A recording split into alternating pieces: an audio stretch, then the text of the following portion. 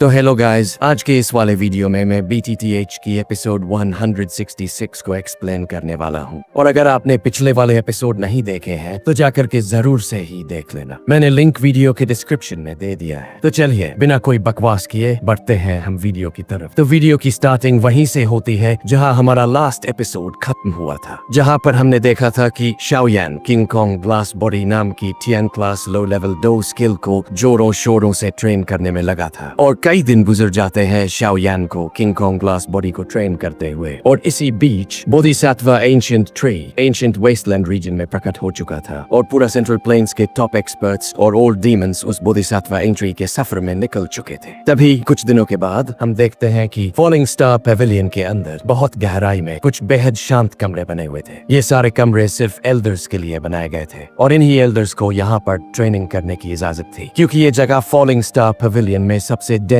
Energy वाली थी। आम दिनों में भी यहाँ पर कई एल्डर एक साथ इकट्ठा होकर स्पार और ट्रेनिंग किया करते थे और आज भी कुछ अलग नहीं था। एल्डर उम्र के कई लोग इन कमरों के बाहर वाले खाली मैदान में खड़े होकर आपस में हंसी मजाक कर रहे थे, लेकिन ये शांति ज्यादा देर तक नहीं टिक पाई। अचानक एक जोरदार धमाका हुआ जिसने सबका ध्यान खींच लिया। सबकी नजर थोड़ी दूरी पर मौजूद एक क्वाइट रूम की ओर गई जो अचानक ही ब्लास्ट हो गया था। वहाँ से हल्की हल्की गोल्डन लाइट फ्लिकर कर रही थी। बहुत सारे एल्डर उस रोशनी को देखकर स्टन रह गए। फिर से एक और तेज धमाका हुआ और वो मजबूत कमरा पूरी ताकत से टूटकर बिखर गया और उसके मलबे के बीच से एक 70 feet tall yellow golden giant उठ खड़ा हुआ। जैसे ही उसने बाहर कदम रखा पूरा माउंटेन जोरों से हिल गया। फिर उसने आसमान की ओर मुंह उठाकर जोरदार रोर किया। ये रोर इतना भयानक था कि हवा की तरह नहीं बल्कि किसी ठोस चीज की तरह पूरे स्टार रेल्म में फैल गया। आसपास खड़े एल्डर तक इस सोनिक वेव की ताकत से पीछे खिसक गए। उन्हें अपनी बॉडी बैलेंस करने में कई कदम पीछे जाना पड़ा। ये चीज है क्या? सभी एल्डर्स का चेहरा बदल गया क्योंकि उस येलो गोल्डन जायंट से एक बेहद खतरनाक ओरा निकल रही थी। ऐसा लग रहा था जैसे अगर उसने पंच मारा तो किसी भी एल्डर को एक झटके में मांस का लुथड़ा बना देगा। इस एहसास से बहुत से एल्डर की आंखें कांप उठी। वहाँ मौजूद सबसे कमजोर एल्डर भी कम से कम 2 जून तो था और सबसे ताकतवर 8 या 9 स्टार 2 जून। लेकिन फिर भी इस येलो गोल्डन जायंट को देखकर उनके अंदर खतरे की एक तीव्र चेतावनी उठी। लेकिन ये सारे एल्डर असली एक्सपर्ट थे। शॉक के बाद वो फौरन फैल गए और चारों तरफ से उस जायंट को घेर लिया। अगर उसने कुछ भी असामान्य हरकत की तो सब मिलकर उसे खत्म कर देते। जब ये सारे एल्डर उस जायंट को घेर कर देख रहे थे तभी 3 फिगर्स दूर से तेजी से उड़ते हुए आए और हवा में आकर रुक गए। ये थे याओ लाओ, काइलिन और लिटिल फेरी डॉक्टर। वो सब इस धमाके की आवाज सुनकर फौरन चले आए थे। जैसे ही याओ लाओ वहाँ पहुंचे एल्डर्स ने तुरंत झुककर उन्हें सल्यूट किया। उनमें से एक एल्डर ने हैरान होकर पूछा, पेविलियन चीफ ये कौन है? याओ लाओ मुस्कुराए और बोले, शाओयान। ये सुनकर सारे एल्डर्स स्टन रह गए। उन्होंने फिर से उस गोल्डन जायंट की तरफ देखा और उनके चेहरे पर डिसबिलीफ आ गया। किसी ने सोचा भी नहीं था कि ये चीज शाओयान की ट्रांसफॉर्मेशन है। गोल्डन जायंट ने सबकी आंखों के सामने जोरदार हंसी भरी। फिर एक तेज गोल्डन लाइट निकली और उसका विशाल शरीर तेजी से सिकुड़ने लगा। कुछ ही सेकंड्स में वो जायंट बदलकर एक दुबला पतला इंसानी शरीर बन गया। ये ट्रांसफॉर्मेशन उसके शरीर पर काफी भारी पड़ा था। शाओयान को खून तो नहीं आया लेकिन उसने कुछ जोरदार खांसियां जरूर ली। अफसोस की बात है मैंने जो king Kong glass body practice की है वो अभी सिर्फ 70 फीट तक ही पहुंची है, अभी भी 99 फीट की पीक से काफी पीछे।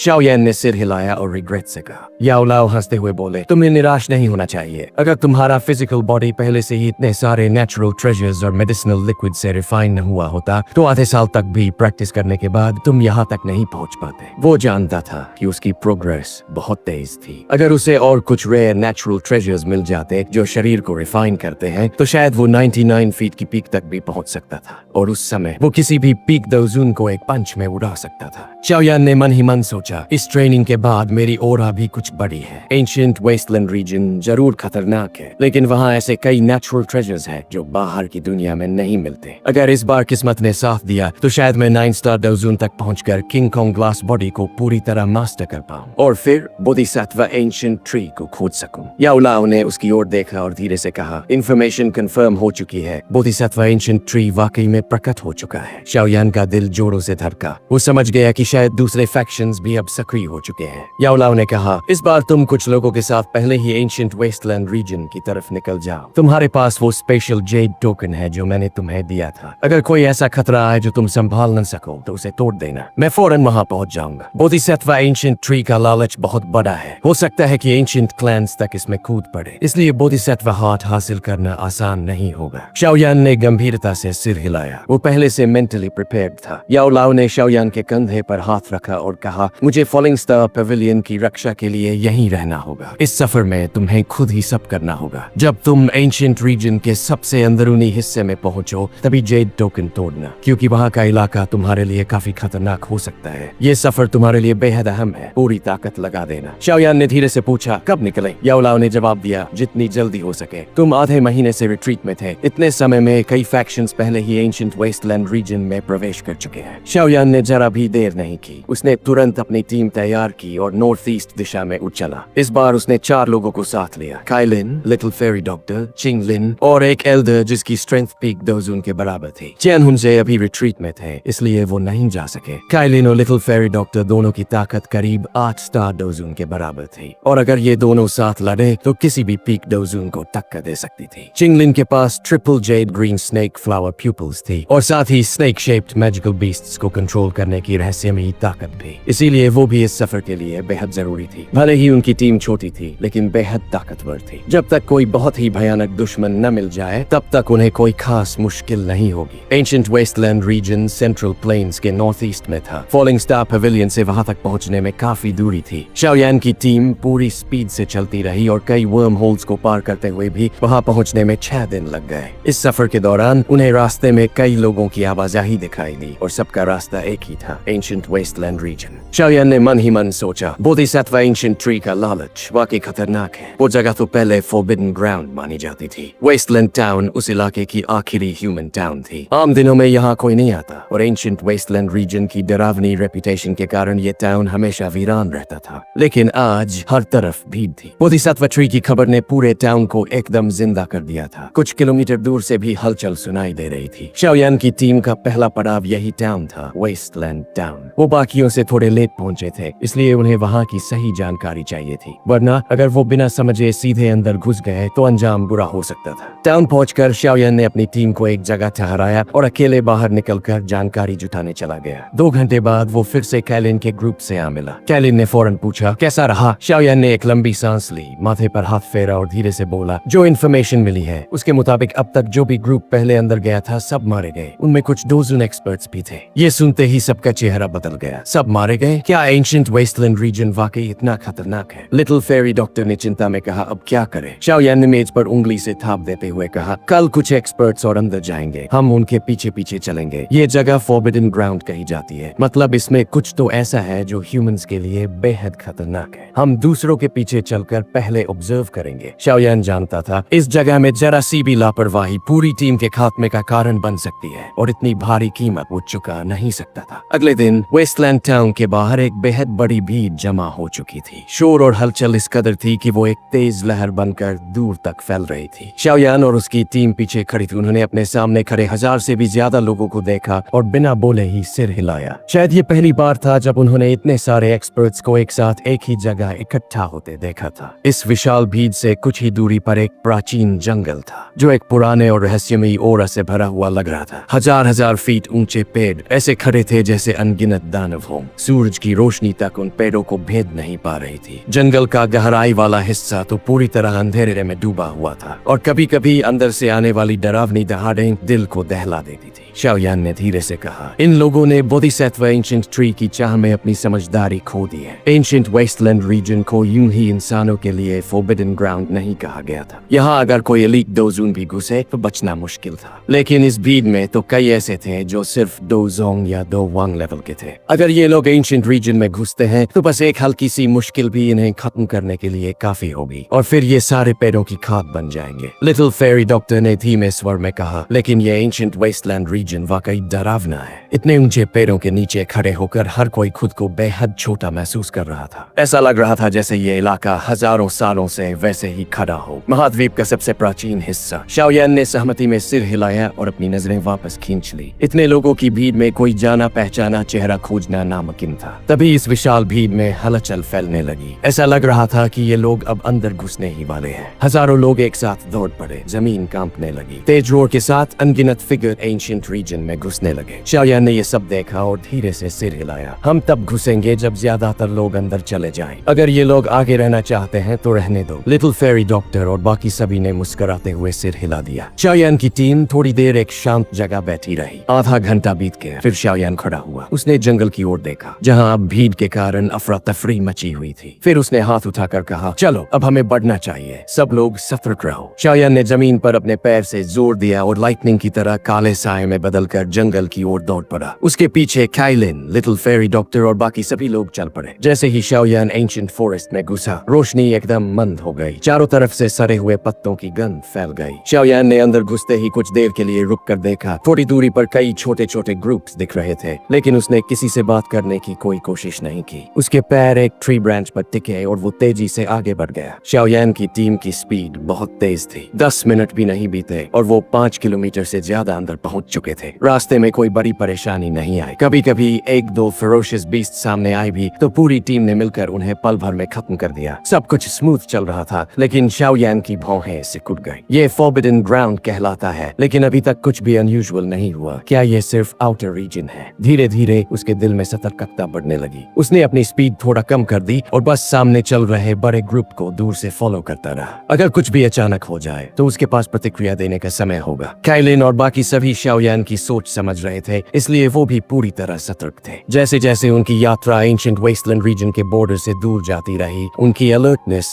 और भी बढ़ती गई। कुछ फिगर्स तेजी से डिमली लिट फॉरेस्ट में आगे बढ़ी और एक बड़े पेड़ पर आकर रुक गई। लिटिल फेरी डॉक्टर ने चारों तरफ देखा और कहा, यहाँ कोई जहरीली धुंध फैल रही है। उसे पॉइजन फॉग का आभास बहुत जल्दी हो गया था। जैसे ही जहर फैला, उसने उसे पहचान लिया। सभी थोड़ा चौंक गए, क्योंकि इस रीजन में जहर एक बेहद गंभीर खतरा था। अगर ज्यादा सांस में भर लिया जाए तो कोई एलीट डोजून तक मर सकता है। लिटिल फेरी डॉक्टर मुस्कुराई और बोली, ये पॉइजन रेजिस्टिंग पिल्स लो, इससे जहर से बचाव होगा। उसने शाओयान की टीम को कुछ स्कारलेट कलर्ड पिल्स दिए। भले ही वो पिल रिफाइनिंग में शाओयान से कम थी, लेकिन पॉइजन की समझ में वो 10 शाओयान से भी बेहतर थी। शाओयान ने कंधे उचकाए, गोली मुंह में डाली और बस कुछ कहने ही वाला था कि आगे वाले ग्रुप से अचानक दर्दनाक चीखें आने लगी। लगता है जहर ने असर कर दिया। ये जहरीली हवा काफी डेडली थी। अगर ताकत कम हुई तो थोड़ा सा भी पॉइजन जान लेने के लिए काफी था। ये लोग अपने ओवर कॉन्फिडेंस की सजा भुगत रहे थे। शाओयान ने धीरे से कहा, चलिए बढ़ते हैं। सबने पॉइजन रेजिस्टिंग पिल ली और फिर उनकी स्पीड बढ़ा दी गई। शाओयान को किसी को बचाने का मन नहीं था। जो लोग लालच में यहाँ तक आ गए, वो अपनी किस्मत के खुद जिम्मेदार थे। जैसे जैसे उनकी स्पीड बढ़ी, जहरीली धुंध और भी डेंस होती गई और दूर से आती चीखें और भी तीव्र हो गई। फिर अचानक किसी एक्सपर्ट के भीतर से वाइल्ड डोची की वायलेंट फ्लक्चुएशन उठी, जो शायद जहर का असर सह न सका और अपना होश खो बैठा। शाओयान की टीम ने भौहें सिकोड़ ली। एक बेहद इंटेंस दो फ्लक्चुएशन पास से आई। शाओयान तुरंत जमीन पर उतरा। सामने एक काली लाश पड़ी थी। उसका चेहरा अब भी डर और पछतावे से जरा हुआ था। ये एलीट डोजून था, शाओयान ने धीमे से कहा। उसे भी ये यकीन नहीं हो रहा था कि ऐसा एक्सपर्ट भी इस जहर से नहीं बच सका। ये जहर शायद कोई साधारण जहर नहीं है, क्योंकि एलीट डोजून तो डोची से अपने शरीर को डंक सकते हैं। आम जहर उन पर असर नहीं करता। लिटिल फेरी डॉक्टर ये सुनकर थोड़ा चौंकी। उसने थोड़ी पॉइजनस वेपर अपने हाथ में खींची और शरीर में अब्सॉर्ब की। उसका बदन एकदम कांप गया और चेहरा बिगड़ गया। शाओयान ने फौरन पूछा, क्या हुआ? लिटिल फेरी डॉक्टर ने गहरी सांस ली और कहा, ये जहर नहीं है, ये पॉइजनस वर्म्स है। Poisonous worms? शाओयान चौंका। उसने पॉइजन फॉग की तरफ देखा, लेकिन उसे कुछ नजर नहीं आया। लिटिल फेरी डॉक्टर बोली, ये इतने माइक्रोस्कोपिक है कि नंगी आंखों से दिखते ही नहीं। ये हवा में तैरते हैं। इन लोगों ने लाखों करोड़ों ऐसे जहरीले कीड़े अपनी सांसों के साथ शरीर में खींच लिए,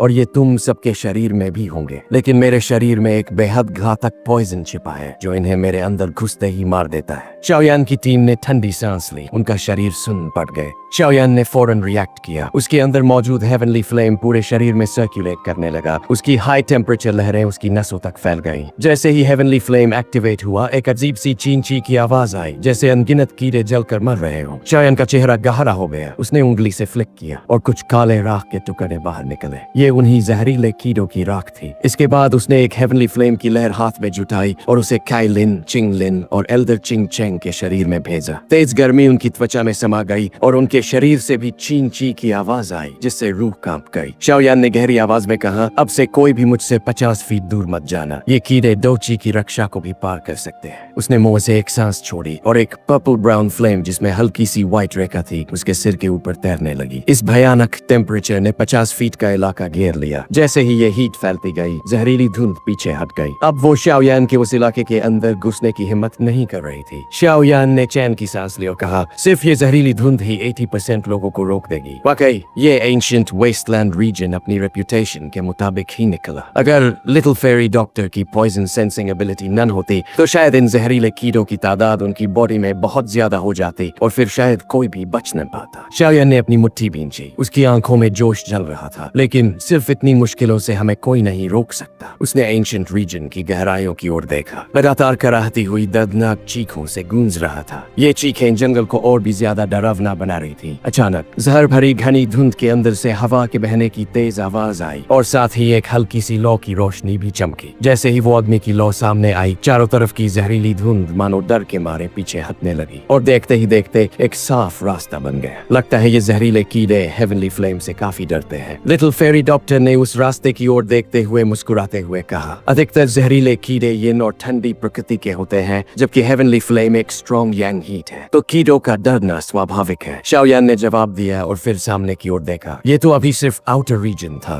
अंदर जाकर न जाने कितनी और मुश्किलें उनका इंतजार कर रही थी। काइलिन ने इधर उधर देखते हुए कहा, जहरीली धुंध धीरे धीरे कम हो रही है। लगता है हम इस हिस्से से बाहर निकलने वाले हैं। शाओयान ने कहा, हाँ चलो तेज चलते हैं। मेरी रिट्रीट की वजह से हम पहले ही लेट हो चुके हैं। सेंट्रल प्लेन्स की कई बड़ी फैक्शंस शायद अब तक एंशिएंट वेस्टलैंड रीजन के मिडिल सेक्शन में पहुंच चुकी होंगी। शाओयान ने कहा और जमीन पर पैर रखते ही उसका शरीर तीर की तरह हवा में निकल पड़ा। उसके पीछे बाकी सभी लोग भी बिजली की रफ्तार से चले। जैसे जैसे उनका दल अंदर की तरफ गया, जहर की धुंध और हल्की होती गई और फिर पूरी तरह गायब हो गई। शाओयान का ग्रुप धुंध से बाहर निकलते ही एक विशाल चट्टान पर कूद कर खड़ा हो गया और उनकी निगाहें सामने फैली जमीन पर टिक गई। वहाँ एक माउंटेन स्ट्रीम दिखाई दी जो हजारों फुट चौड़ी थी। ये स्ट्रीम इतनी गहरी थी कि इसके अंदर भी जहरीली धुंध छाई हुई थी और उसकी गहराई का अंदाजा लगाना मुश्किल था। लेकिन अगर कोई ऊपर नजर उठाकर देखता तो उसे स्ट्रीम के पीछे एक न खत्म होने वाली माउंटेन रेंज नजर आती, जैसे कई विशालकाय ड्रैगन वहाँ चुपचाप सो रहे हों। इन पहाड़ों से एक प्राचीन और विशाल ओरा निकल रही थी जो पूरे क्षेत्र में फैल रही थी। वही जगह थी the true ancient wasteland region. Xiaoyan ने गहरी सांस ली और दूर फैले पहाड़ों की ओर देखा। उसकी निगाहें कुछ भारी हो गई। उसे वहां छुपे हुए कई खतरनाक ओरा का आभास हो रहा था, इतनी खतरनाक कि शाओयान को भी खतरे का एहसास हो रहा था। एल्डर चिंग चेंग ने शाओयान के बगल में धीरे से कहा, इस वेस्टलैंड के फेरोशियस बीस्ट्स प्राचीन काल से दुनिया से कटे हुए रहकर जिंदा बचे हैं। ये आज भी अपने पुराने वायलेंट इंस्टिंक्ट्स के साथ जिंदा है। भले ही इंटेलिजेंस मैजिकल बीस्ट जितनी न हो, लेकिन रॉ स्ट्रेंथ उनसे कहीं ज्यादा है। शाओयान ने चुपचाप सिर हिलाया। फिर उसने अपनी मुट्ठी खोली और उसमें एक चमकता हुआ एमरल्ड कलर्ड बीड प्रकट हुआ। वो था बोधिसत्व सीड, जो पहले बोधिसत्व बॉडी ट्रांसफॉर्मेशन सलाइवा से उत्पन्न हुआ था। एंशिएंट वेस्टलैंड रीजन काफी विशाल था।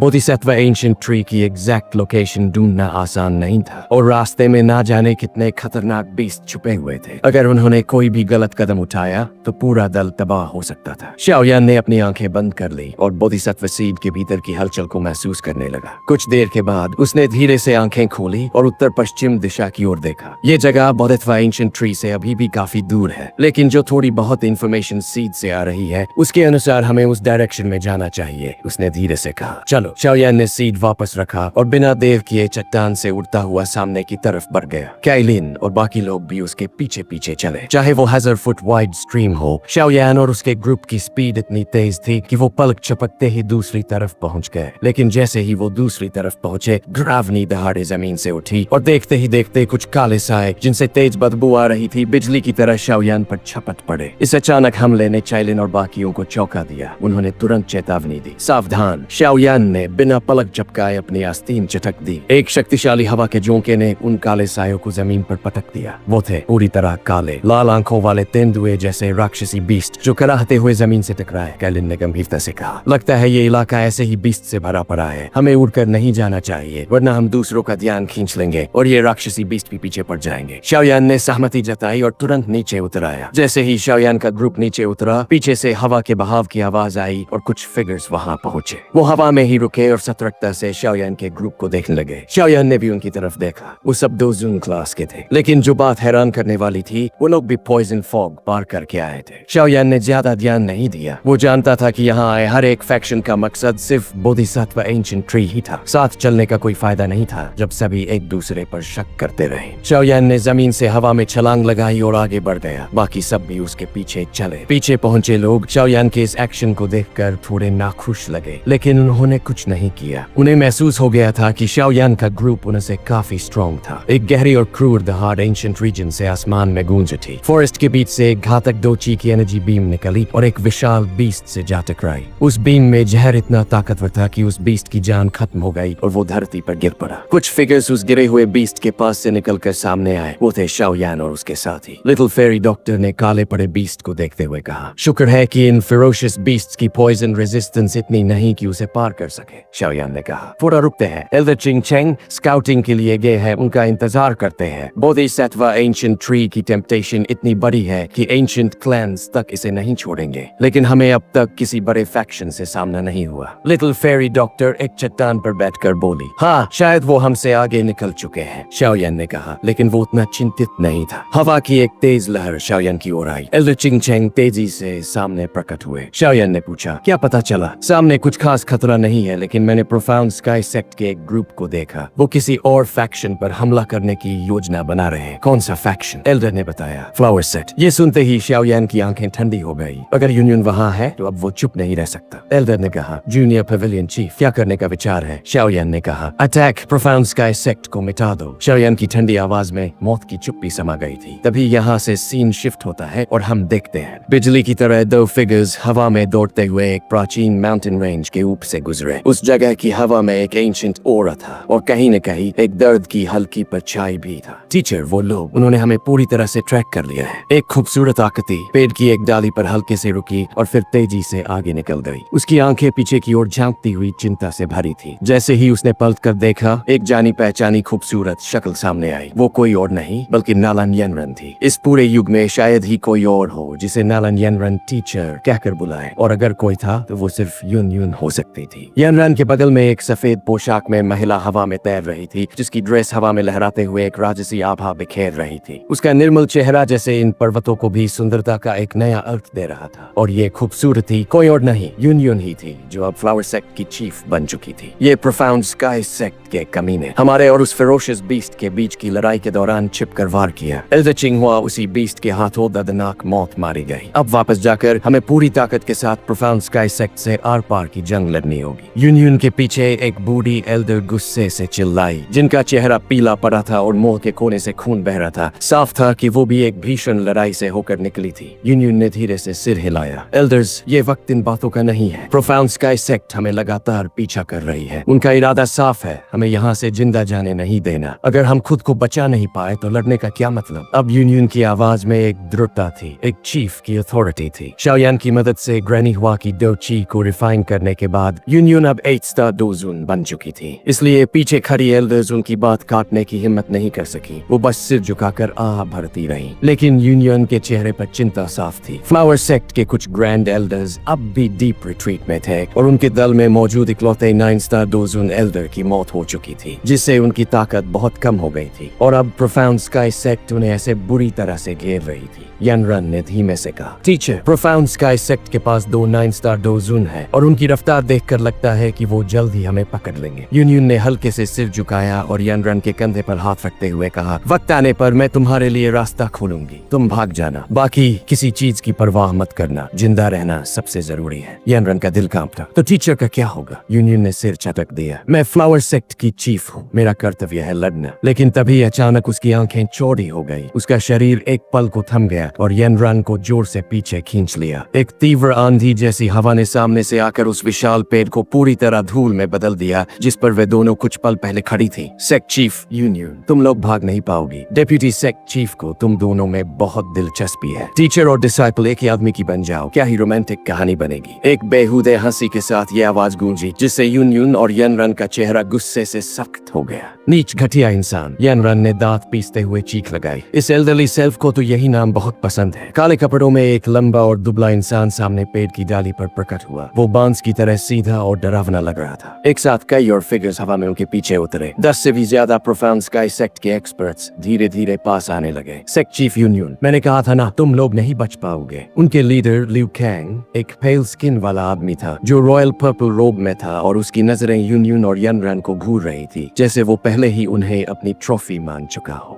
यूनियन की आवाज अब बर्फ जैसी ठंडी हो गई। लिu कैंग, क्या तुम सच में फ्लावर सेक्ट और प्रोफाउंड स्काई सेक्ट के बीच एक महायुद्ध शुरू करना चाहते हो? मैं ऐसा नहीं चाहता, लेकिन तुम्हारे सेक्ट के कुछ पुराने एल्डर्स बहुत मुश्किल होते हैं। कोई बात नहीं, बाकी सबको मार डालूंगा और तुम दोनों को प्रोफाउंड स्काई सेक्ट में बंद कर दूंगा। किसी को पता भी नहीं चलेगा। पीछे से याओ लियांगजुन बोला, वही जो पहले शाओयान को मारने की कोशिश कर चुका था। डेप्यूटी चीफ, जल्दी स्ट्राइक करिए वरना एंशिएंट वेस्टलैंड रीजन में कोई और बीस्ट आ गया तो नुकसान हो जाएगा। लिu कैंग ने हाथ हिलाया, ठीक है, सबको मार डालो सिवाय यूनियन और उसकी डिसाइपल के। प्रोफाउंड स्काई सेक्ट के एक्सपर्ट्स तुरंत फ्लावर सेक्ट को घेरने लगे। डोची की एनर्जी हवा में लहराने लगी। यनरन, मैं रास्ता बनाऊंगी, तुम तुरंत भाग जाना। यनरन ने होंठ काट लिए। टीचर, अगर आप उनकी कैद में चली गई तो जीने का कोई मतलब नहीं, मैं मर जाना पसंद करूंगी। उफ, इस बच्ची को कौन समझाए। यूनियन के दिल में एक भारी सांस भर गई। प्रोफाउंड स्काई सेक्ट के एक्सपर्ट्स ने जोरदार हमला शुरू कर दिया। फ्लावर सेक्ट के एल्डर्स भी डट कर लड़े, लेकिन वो थके हुए थे, जख्मी थे, पहले ही कमजोर पड़ चुके थे। यूनियन ने एक जबरदस्त डोची वेव छोड़ी जिससे एक एनिमी खून थूकते हुए पीछे गिरा, लेकिन तभी दो और एक्सपर्ट्स ने हमला कर दिया और यूनियन को उनसे भिड़ना पड़ा। याओ लियांगजुन ने छिछोरी हंसी के साथ कहा, सेक्ट चीफ यूनियन, इस बार तुम नहीं बचोगी, मैं तो तुम्हें बहुत अच्छे से संभालूंगा। यून ने अपनी पूरी डोची शक्ति उभार दी। 4 डोजुन्स भी मिलकर उसकी डिफेंस को नहीं तोड़ पाए। तभी एक साइड से खूबसूरत फिगर खून थूकते हुए हवा में जा गिरी। यूनियन की आंखें फटी की फटी रह गईं। उसने हवा में डोची को मोड़ते हुए यनरन को कैच किया। ही लड़ते वक्त डिस्ट्रैक्शन खतरनाक होता है। पीछे से 2 फिगर्स अचानक प्रकट हुए और यूनियन की पीठ पर भारी पाम स्ट्राइक्स मारे। यूनियन खून थूकते हुए पीछे एक चट्टान से टकरा गई। अब जब तुम डेप्यूटी चीफ के हवाले हो जाओगी तो मैं उस छोटे लवर को भी लाऊंगा तुमसे मिलाने। याहुआ ने एक बेहुदा हंसी के साथ उसकी तरफ बढ़ते हुए अपना मेटल फैन बहुत ही क्रूरता से यूनियन के लोअर एब्डोमेन पर मारा। यूनियन ने टीथ ग्रिट के हुए डोची रिलीज करने की कोशिश की, लेकिन तभी आसमान से थंडर जैसी आवाज आई। एक चमचमाती गोल्डन लाइट गिरी। एक विशाल सुनहरी आकृति जमीन पर उतरी। उसका एक भारी मुक्का याओ लियांगजुन के सीने में इतनी तेजी से पड़ा कि वो सीधे मांस का लोथड़ा बन गया। प्रोफाउंड स्काई सेक्ट के एक्सपर्ट्स हक्के बक्के रह गए। वो डर के मारे पीछे हटने लगे। प्रोफाउंड स्काई सेक्ट के कुत्ते हमेशा से ही घिनौने रहे हो। वो सुनहरी इंसान जो कई फीट ऊंचा था, उसकी भारी आवाज गूंज रही थी। उसने सिर्फ एक पंच में याहुआ को खत्म कर दिया था। लिu कैंग का चेहरा अब गहराई से काला पड़ गया था।